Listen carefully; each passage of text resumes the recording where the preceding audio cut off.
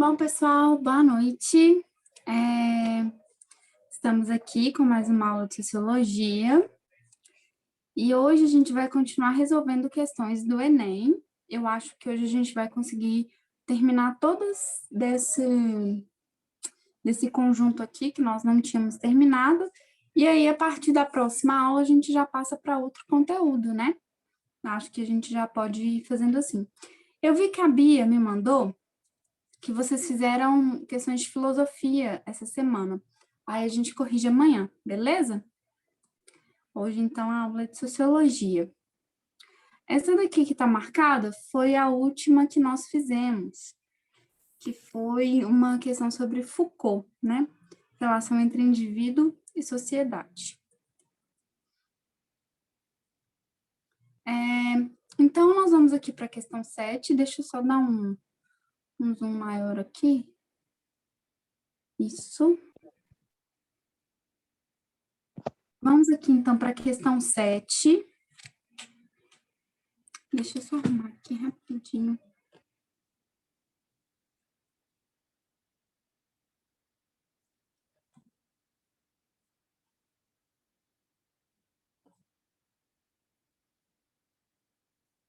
Melhor assim.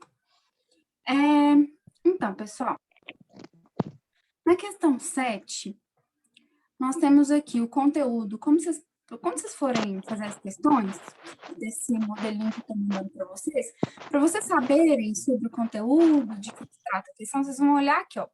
Tá vendo? Aqui tem número 7, o códigozinho da questão, do site de onde eu tiro, né? E aqui tem sociologia, aí aqui tem o conteúdo, ó. Relação entre indivíduo e sociedade, Emily Durkheim e os fatos sociais, Max Weber e a ação social, processo de socialização, instituições sociais, normas e valores, socialização primária, família.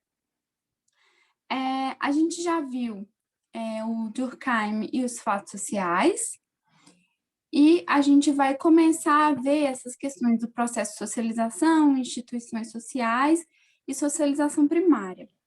Mas a gente pode resolver essa questão, eu acho que vai ser tranquilo, assim.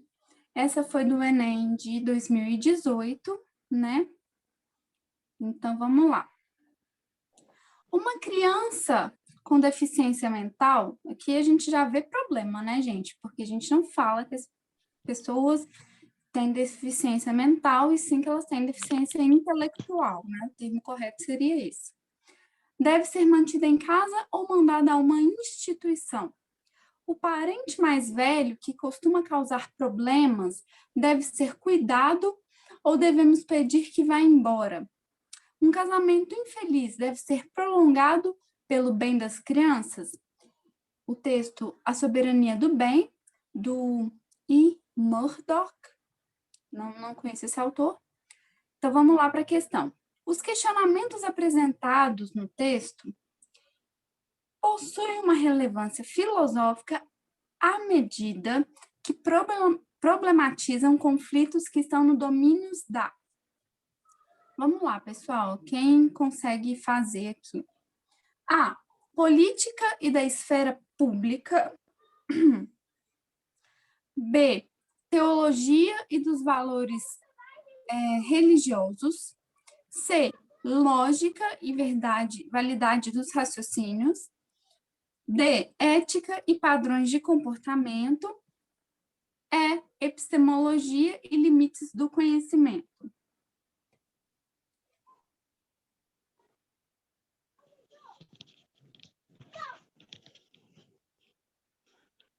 Alguém? Boa noite, Ludmila. Boa noite, Fábio. Vale chute? À vontade. Seus chutes são bons, né? Eu vou ficar com a D no chute. Alguém tem mais algum palpite?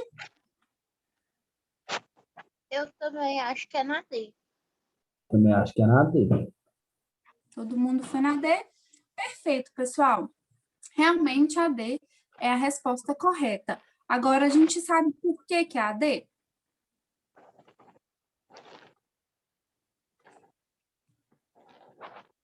Deixa eu ver aqui. Deixa eu colocar meu raciocínio para trabalhar, porque eu cheguei agora, Vamos professor, lá. estou um pouquinho cansado.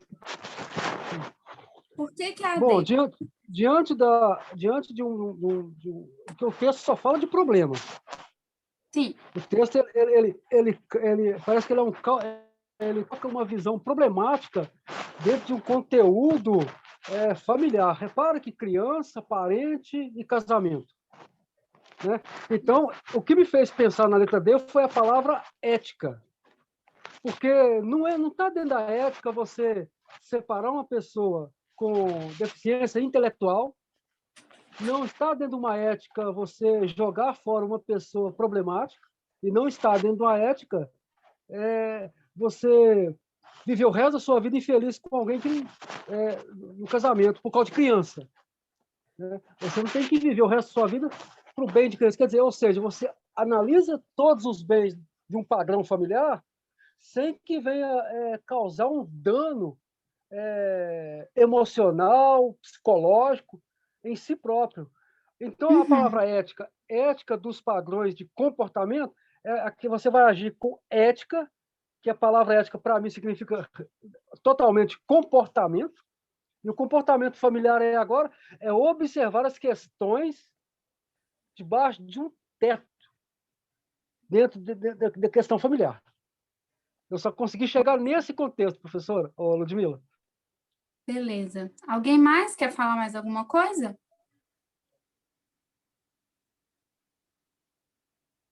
Olha só, gente.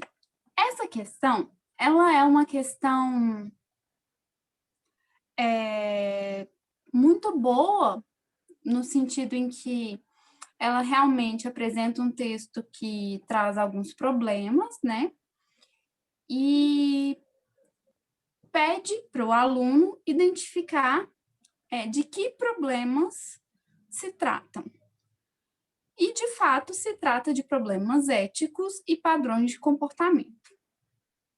Então, o que são padrões de comportamento, né? Então, por exemplo, na sociedade, a gente tem alguns padrões de comportamentos que a gente vai adquirindo na medida em que a gente vai sendo o que a gente chama de socializado. O que é isso? O que é socialização? A socialização é a gente justamente ser criado dentro de uma sociedade que tem tais normas, tais padrões, etc. E aquilo, quando a gente vai sendo criado desde criança nessa sociedade, a gente vai introjetando essas ideias, esses padrões, e a gente vai repetindo ao ponto que, quando nós vamos criar os nossos próprios filhos, a gente geralmente repete para eles os padrões com os quais nós fomos criados. Então, é muito interessante quando, às vezes, a gente vê alguém que é mãe ou pai pela primeira vez, né? E a pessoa fala assim, nossa, agora eu entendo a minha mãe. Por quê? Porque a pessoa, quando ela tem um filho, ela começa a entender o que a sociedade espera da criação de uma criança. E aí ela começa a repetir esses padrões de comportamento na hora de criar o seu filho. Isso é uma coisa. Só que essa questão, ela, por essa ideia de falar um pouco sobre a socialização, ela está dentro do conteúdo da sociologia, né, até que fala da socialização primária, que é a família. Mas é uma questão que ela também poderia ser uma questão da filosofia. Por quê? Porque os questionamentos, eles fazem parte de um aspecto da filosofia que é a ética. A ética ou filosofia moral, né, é uma disciplina da filosofia, é um conteúdo da filosofia que a gente estuda, desenvolve, etc., que tem problemas específicos muito determinados e que filósofos debateram sobre eles ao longo dos anos, né, das centenas de anos que nós temos teorias filosóficas. que acontece? A ética, ela deu o seu início lá com os gregos, né? Nós vimos um pouquinho dos gregos já, e foi justamente com Sócrates. E só para explicar para vocês, né, para vocês não ficarem assim sem esse conhecimento, o que acontece? Quando o Sócrates ele começa a perguntar como nós devemos viver, como o ser humano deve viver e por quê, por qual razão, quais razões, qual motivo a gente deve viver assim, desse modo e não de outro, ele inaugura os questionamentos sobre a ética.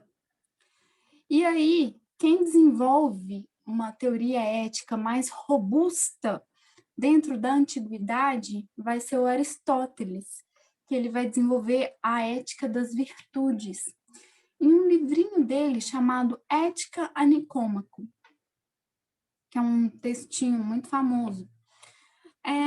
Os filósofos antigos, depois desse período clássico, que são os filósofos mais do período helenístico, né, que constituíram escolas filosóficas, como, por exemplo, né, o epicurismo,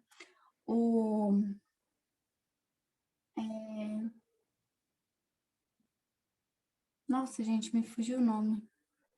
Depois eu lembro, mas enfim, como, por exemplo, o epicurismo, são escolas que tratavam, sobretudo, de ética também, sempre nessa perspectiva de pensar sobre como nós devemos viver e por que viver de um modo e não de outro. Então, na medida em que a filosofia foi se desenvolvendo, que outros filósofos começaram a entrar no debate, na modernidade e depois na contemporaneidade, a ética, ela é essa disciplina que ela vai desenvolver teorias acerca do que é aceitável ou não como uma conduta dentro da sociedade, né, em relação aos outros, uns com os outros. E aí a gente tem alguns ramos da ética, né, a gente tem a ética prática, que trata de questões práticas, como, por exemplo, se nós temos o direito ou não de comer animais, se nós mulheres temos o direito ou não ao aborto, se, por exemplo, as pessoas que têm doenças terminais, se elas têm direito ou não a escolherem fazer eutanásia voluntária e questões dessa ordem. Também tem um ramo da ética que é chamado de ética normativa, que é justamente a ideia de que cria-se normas, né, para poder pensar essas relações humanas. E, por fim, a gente tem a noção de metaética, que é a ideia de criar teorias em ética. A ética, ela é uma disciplina quase que prática dentro da filosofia, justamente porque ela vai lidar com questões que estão muito pungentes, muito pontuais para a gente, né? Então, existem muitas teorias éticas, algumas sobreviveram, assim, até hoje. A ética das virtudes aristotélica é uma teoria, assim, que as pessoas utilizam até hoje, assim, para respaldarem as suas ideias sobre ética. Então, é muito importante ainda.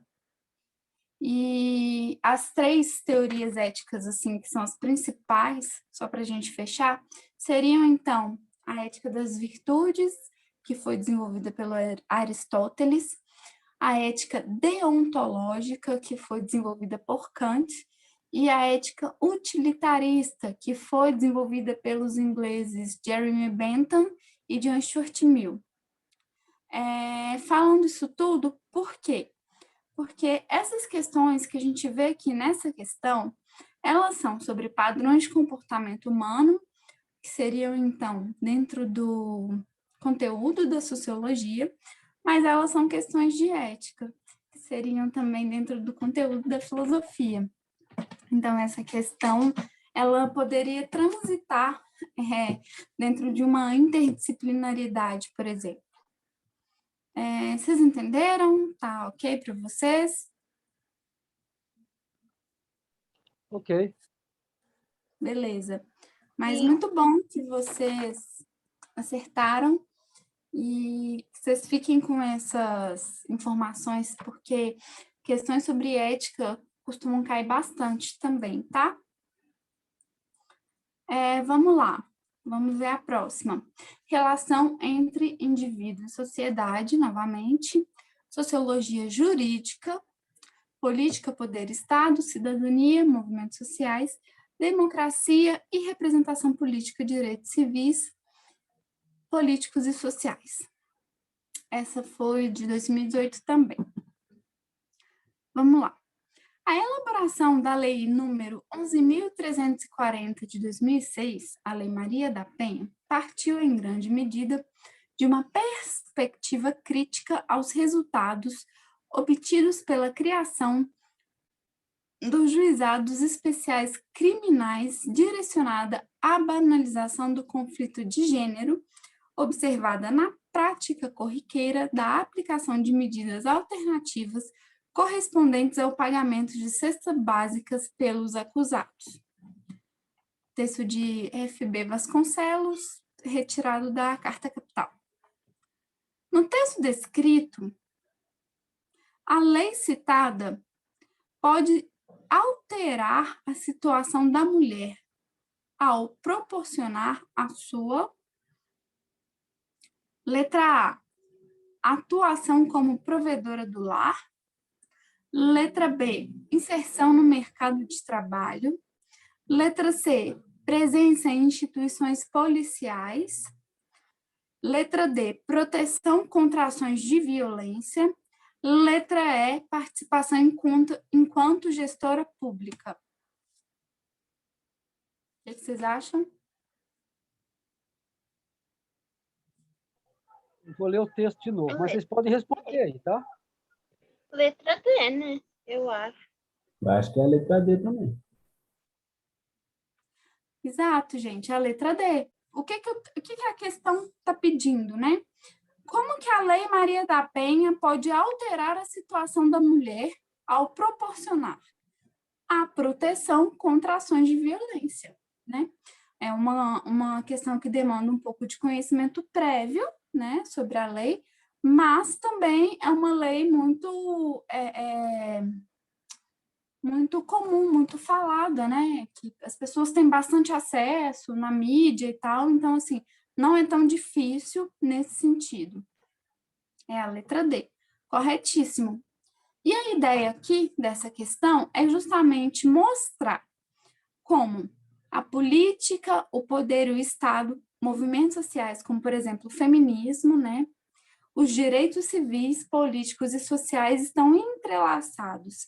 E como que a elaboração, a sanção dessa lei e a execução dela, hoje, por exemplo, eu estava na rua, eu estava dentro do ônibus e eu estava vendo, assim, observando que tinham vários cartazes, né? Maria da Penha, violência é crime, violência contra a mulher é crime, denuncie. Lei Maria da Penha, nananã, ou outro dia eu também vi uma viatura da polícia, viatura de prevenção à violência doméstica e tal. Tudo isso é resultado de uma série de mobilizações da sociedade em diversas camadas que proporcionam uma melhor ação nesse sentido no combate a um tipo de violência específica, que nesse caso é violência de gênero cometida geralmente, né, de parceiros ou pessoas com que se tem relações muito próximas a mulheres, né, porque a lei Maria da Penha, ela não é só para pessoas que têm relações românticas, né, é de pai contra filha, filho contra mãe, irmão contra irmã, né, então, assim, pessoas que têm uma relação próxima, né, de convivência familiar muito próxima. Então, é para vocês entenderem como isso tudo se entrelaça e pode promover um bem-estar pelo menos as pessoas que são resguardadas com relação a essa lei. Então, vamos lá. Essa não tem nenhuma dúvida, né?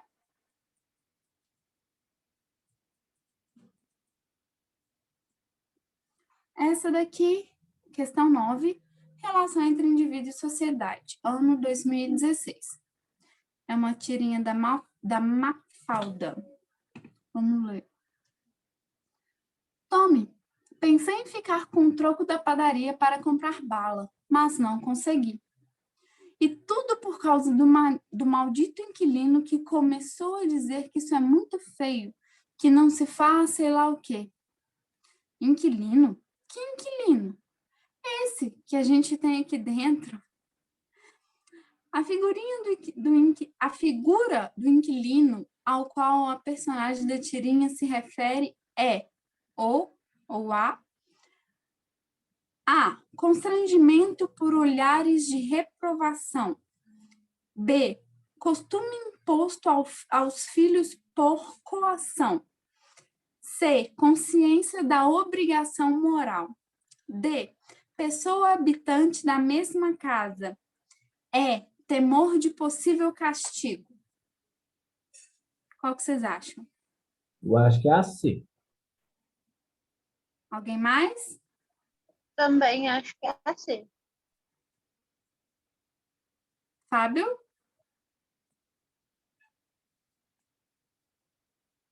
Ixi, deve ter saído. Então, pessoal, certinho, corretíssimo, é a letra C, consciência moral. Consciência da obrigação moral, né? Que é essa ideia que a gente... Porque parece que é uma coisa natural. E não é, né? É uma coisa que a gente desenvolve justamente porque a gente vive numa sociedade que nos cria para desenvolver esse tipo de consciência. Entendem? Então, a nossa sociedade, ela é muito... como que eu posso falar? Ela é muito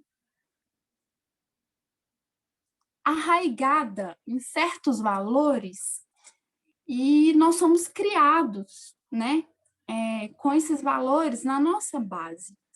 Então, na hora em que a gente vai fazer algo errado, vem aquela coisinha assim na nossa cabeça, poxa, isso está sendo errado e eu não consigo fazer. Tem gente que consegue, ok, mas a pessoa fica com aquilo panelando. E muitas vezes não precisa ser algo sério, né? Pode ser, às vezes, uma mentira que você vai contar. Talvez a mentira nem seja para machucar, magoar ou para atrapalhar ninguém. Mas, de alguma forma, aquilo te incomoda, né? Você tem uma consciência que você acha que você tem a obrigação de falar sempre a verdade. Porque nós somos ensinados a isso, correto? A gente ouve dos nossos pais, né, que a gente não deve mentir, que mentir é muito feio, que a gente deve sempre falar a verdade, coisas desse tipo. Então, esse tipo de relação faz parte da nossa socialização, tá? Então, por isso que a tirinha pede esse tipo, a questão, né, tá pedindo para a gente ter esse tipo de olhar para a tirinha e vice-versa. Não temos dúvida, né? Comum, né, professora? Alguma dúvida? Professora, Oi. isso tem a ver com senso comum, né? Também, tem a ver também com o senso comum. Mas não necessariamente. É porque, assim, vocês lembram que eu falei que a forma como a gente é criado, ela vem de uma série de coisas que a sociedade espera com que os nossos pais nos criem, e depois a gente vai lá e reproduz nos nossos filhos. Geralmente é assim que acontece, né? É muito difícil, a gente, é uma palavrinha até que está na moda, né? Desconstruir certas coisas, porque a gente foi construído, literalmente, né? A nossa mentalidade, ela foi totalmente construída a partir de certos valores, né? Então, desconstruí-los é como se você montasse um muro e depois você vai ter que tirar tijolinho por tijolinho ali e para poder refazer esse muro. Você não vai quebrar, você vai tirar tijolinho por tijolinho, dá muito mais trabalho, correto? Então, assim, essa ideia de consciência e obrigação moral é uma das coisas que a gente adquire com a nossa socialização, a forma como a gente é educado, desde a infância e até o resto da nossa vida, porque a gente não para de ser socializado. A gente percebe que a gente tem influência da sociedade para o resto da vida, né? Então, por mais que em algum momento talvez a gente mude certas ideias, certas concepções, né? A gente não deixa de ser influenciado pelo meio que a gente está inserido, né? Pela sociedade que a gente faz parte. Então, essa consciência da obrigação moral, ela ela tem a ver com um senso comum, num sentido de que as pessoas do senso comum de fato acham que é errado pegar uma coisa que não é nossa, subtrair algo que não é nosso, mentira, etc. Mas, por outro lado, o senso comum, ele só tem essa percepção justamente porque todos nós somos criados a partir desses valores, né? Então, são valores que eles fazem parte muito da sociedade ocidental. E a gente vai reproduzindo o tempo todo, né? A gente não para de reproduzir. Seria mais ou menos isso. Vocês têm mais alguma questão?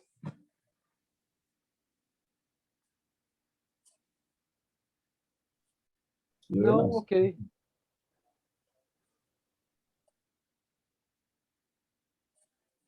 Bom, continuando aqui a 10.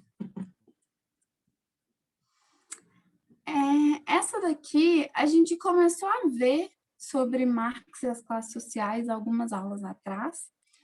Se ficar muito difícil, a gente, né, pode pular, deixar para a próxima aula e tal, mas eu acho que vai ser tranquilo. Então, é uma questão do Enem de 2016. Texto 1. Cidadão. Tá vendo aquele edifício ali, moço? Ajudei a levantar. Foi um tempo de aflição. Eram 4 condução, 2 para ir, 2 para voltar. Hoje, depois dele pronto, olho para cima e fico tonto, mas me vem um cidadão e me diz desconfiado. Tu tá aí admirado ou tá querendo roubar? Meu domingo tá perdido, vou para casa entristecido, dá vontade de beber e para aumentar meu tédio, eu nem posso olhar para o prédio que eu ajudei a fazer. Essa é uma música do Zé Ramalho, né? Texto 2, um texto do Marx. O trabalhador fica mais pobre à medida em que produz mais riqueza e sua produção cresce em força e extensão. O trabalhador torna-se uma mercadoria ainda mais barata à medida em que cria bens.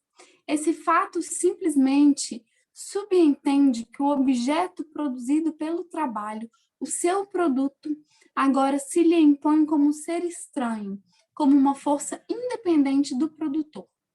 Está no texto Manuscritos Econômicos Filosóficos, do Marx.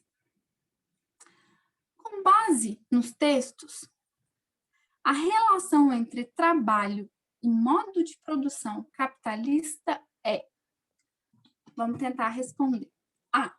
Baseada na desvalorização do trabalho especializado e no aumento da demanda social por novos postos de emprego. B. Fundada no crescimento proporcional entre o número de trabalhadores e o aumento da produção de bens e serviços. C. Estruturada na distribuição equânime de renda e no declínio do capitalismo industrial e tecnocrata. D. Instaurada a partir do fortalecimento da luta de classes e da criação da economia solidária. derivada do aumento da riqueza e da ampliação da exploração do trabalhador. Qual que vocês acham, gente? Eu vou ficar com a E, viu, Ludmila? Eu vou com a E também. Alguém tem mais alguma? Quer dar outra opção? Eu fico Pessoal, na E também. certinho é a letra E. Isso aqui, gente, essa questão, ela não fica tão difícil, porque, né, o texto 2, o texto 1 é uma canção, né, uma poesia, e é um pouco assim para ilustrar a parte mais teórica, e o texto 2, que seria essa parte mais teórica, ele fala justamente, né, que o trabalhador ele fica mais pobre à medida em que produz mais riqueza e sua produção cresce em força e extensão. O que significa um trabalhador mais pobre e que produz mais, né, e que a produção está crescendo? É um trabalhador mais explorado, né? Então, o aumento da riqueza, que não é a riqueza do trabalhador, e a ampliação da exploração do trabalhador é a relação entre trabalho e modo de produção capitalista, né? É a relação Legal. que a gente vive nesse modo de produção que é desumano. Vocês têm alguma dúvida com relação a essa questão? Não, ok. E boa parte da renda também vai nos impostos, né, professor? Então, mas a renda aí para os impostos, o problema todo não é exatamente esse. O problema é que os impostos... Peraí, gente. Está abrindo uma coisa errada aqui. Os impostos que são cobrados, por exemplo, o imposto de renda, ele é cobrado de um trabalhador que ganha R$ 3.000 ou R$ 2.500, mais ou menos, é cobrado os mesmos 25% de um super, né, milionário aí que ganha mais ou menos, sei lá, 100 mil, 200, 300 mil por mês, ou mais até. Então, as pessoas que têm muita riqueza, muito acúmulo de dinheiro, elas pagam menos, e as pessoas que têm pouco e que ganham pouco e que trabalham muito, pagam mais, porque não é justo, né? O problema aí, porque o imposto, ele é necessário na medida em que a gente precisa de bens e serviços que são públicos, né? Então, a gente precisa, por exemplo, do SUS. Isso vai ser vindo dos nossos impostos, ok? Mas o problema sou eu pagar o mesmo tanto que uma pessoa que ganha, sei lá, 20 vezes mais, 100 vezes mais do que eu, pagar os mesmos 25%. A injustiça está justamente aí, né? Em que essas pessoas, elas pagam muito pouco para manter fortunas gigantescas, quando pessoas que têm já muito pouco pagam muito, né? A injustiça está justamente em você querer que trabalhadores paguem para que pessoas com muito dinheiro continuem existindo. Esse, ao meu ver, é o maior problema de todos, porque não devia existir pessoas bilionárias, por exemplo. Acho que eu já falei isso aqui outro dia. O dono da Amazon, que é aquele site que a gente compra livro e tudo, ele é... não estou conseguindo marcar isso, deixa. Ele é bilionário, né? É um dos mais ricos do mundo. E ele, recentemente, em julho desse ano, me parece, ele foi lá para o espaço, ficou tipo 10 minutos e voltou, gastou bilhões e bilhões e bilhões nessa viagem para o espaço. Aí ele ainda falou assim que chega um momento que pessoas como ele têm tanto dinheiro que fica sem saber o que fazer com tanto dinheiro. Quando tem pessoas que passam fome. isso, para mim, é o maior problema de todos, né? Eu pagaria imposto tranquila e feliz se eu soubesse que outras pessoas que ganham muitas vezes mais do que eu estariam pagando o equivalente à renda delas, não o equivalente à minha, né? Vocês têm mais alguma questão, pessoal, com relação aqui a essa daqui? Mas também eu falo imposto em produtos básicos, tipo de alimentação. O arroz, eu acho que a taxa de imposto é 33%, se eu não me engano, em cima do arroz. E quando o importado é maior ainda, entendeu? É, vamos supor uma pessoa que recebe 1.100, paga imposto em produto, imposto de renda, imposto de carro, entendeu o que eu falo? Então, assim, já Eu recebe entendi, pouco. sim, mas, por exemplo, eu não entendo muito com relação aos impostos sobre as mercadorias, né? Como que eles são calculados. Mas, por exemplo, uma coisa que acontecia há algum tempo era que quando tinha uma safra muito grande de arroz, o governo ele comprava e estocava essa safra justamente para os produtores não perder essa safra e eles continuarem mantendo um preço mais razoável, né, para a população. E aí depois o governo ele redistribuía isso, né? Essa quantidade, isso ia para merenda escolar, etc. E também ficava em estoque para quando, por exemplo, tinha aquelas crises de safra, né? Então, o governo então tinha esse estoque. Então, tem ações que os governos eles podem fazer para poder diminuir o custo das mercadorias que chega, né, no bolso da população. Existem ações e essas ações elas só podem ser feitas justamente quando a gente paga imposto. Agora, porque é justamente isso, você paga o imposto, meio que você paga 2 vezes o produto que você está comprando, né? Agora, se o governo ele não faz ações que permitem que o custo da mercadoria saia mais barato para a população, que os produtores eles não tenham prejuízo, por exemplo, aí que é o problema, né? Então, existem soluções, né? Então, a gente passou muito tempo sem ver tantas crises com relação ao aumento de preços em comida, em alimentos, em outros produtos. E existiam muitos programas dos outros governos que faziam coisas parecidas, né? De estocar a safra dos produtos, assim, para justamente aqueles produtores não perderem a safra e para quando faltasse o governo conseguir manter o preço para a população, né? Então, a gente precisa de um governo que sirva as pessoas e não as pessoas que sirvam aos governos. Esse é o ponto, né? A gente não tem que viver para trabalhar, para pagar coisas para governantes, né? O governo ele tem que existir para servir a população, para servir as pessoas, os interesses das pessoas. E o interesse do trabalhador é comer, é ter lazer, é estudar.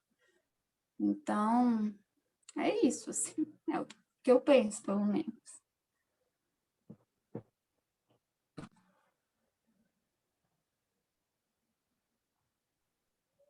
Entendi. Obrigado, viu? Nada, que é isso. Bom, pessoal, já estamos quase no horário de encerrar aqui.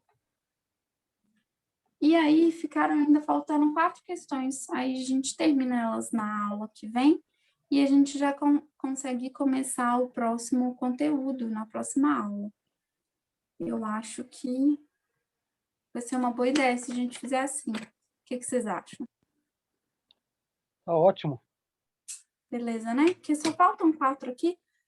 Eu tenho anotado aqui quais que a gente fez. Tá ok. Vocês têm alguma dúvida? Vocês têm alguma questão? Amanhã a gente vai fazer as de filosofia que vocês fizeram com a Bia, né? Então, amanhã a gente corrige, beleza? Ok. Beleza, não tenho nenhuma dúvida, não. Ótimo. Eu vou parar de gravar aqui, então.